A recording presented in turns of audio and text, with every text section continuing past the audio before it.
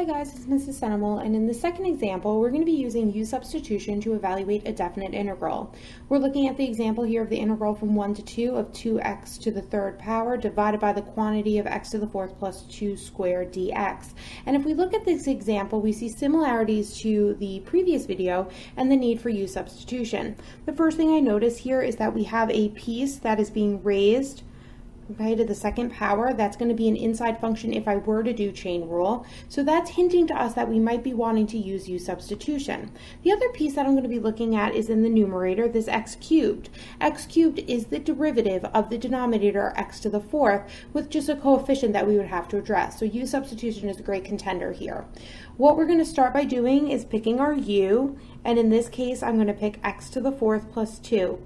Again, it's the inside function, it's raised to the second power. It would require chain rule if I took the derivative, and its derivative, 4x cubed, is somehow seen in the numerator with just a coefficient we would have to adjust.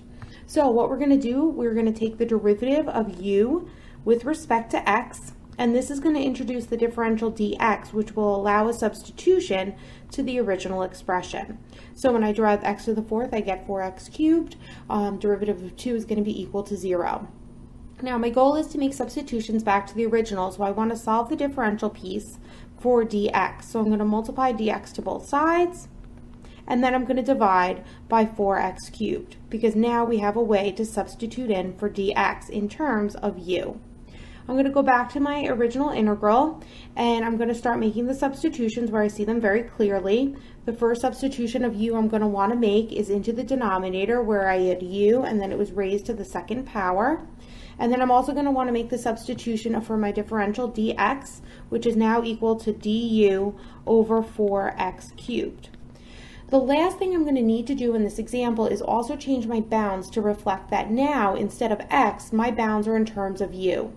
So my old bound had an x value that was equal to 1. So if I'm going to look at how my u is going to be changed, u is x to the fourth, so in this case 1 to the fourth plus 2, which is equal to 3. So my new lower bound is going to be equal to 3. Now my upper bound is going to also be affected, and x was equal to 2, so if I now look to u is equal to 2 to the fourth plus 2, which is 16 plus 2, or 18. So now my upper bounds are in terms of u. I have now turned my entire integral into terms of u. If you look, we see our x cubed pieces canceling out, which we expected them to. I'm going to bring my coefficient out to the front, and I'm left with 1/2 times the integral from 3 to 18 of u to the negative 2 du. I'm going to simplify my coefficient in the front 1/2, and now I'm going to integrate with respect to u. I add 1 to the power and then divide by that new power, and I'm going to evaluate that antiderivative from 3 to 18.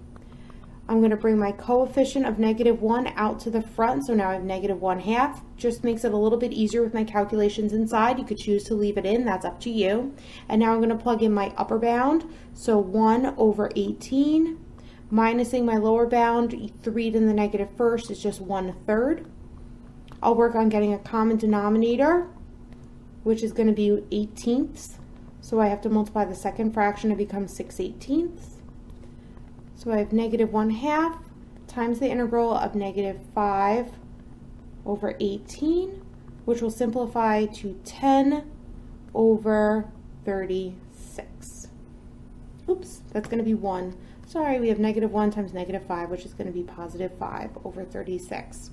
Now, when we refer back to this example, it was a little bit different because I never went back to terms of x. Once I converted to u in the first step, I decided to also change my bounds to reflect that change of u. So we have 3 and 18. Since both the integrand, the differential du, and the bounds were changed to reflect this new substitution of u, there is no need to go back at the end at any point in terms of x. You could, however, choose to keep your bounds as 1 to 2 back at the beginning, and then at the end, after you find the antiderivative, convert back into terms of x, but that's all your preference. So guys, I hope these videos have helped you to get a good grasp on U substitution. Remember that when we get into class on Monday, we are going to be looking at U substitution a little more. So if it's confusing, if it's not 100%, don't stress about it. Try your best on the 2 example problems on the worksheet, and then we'll clarify for you in class on Monday.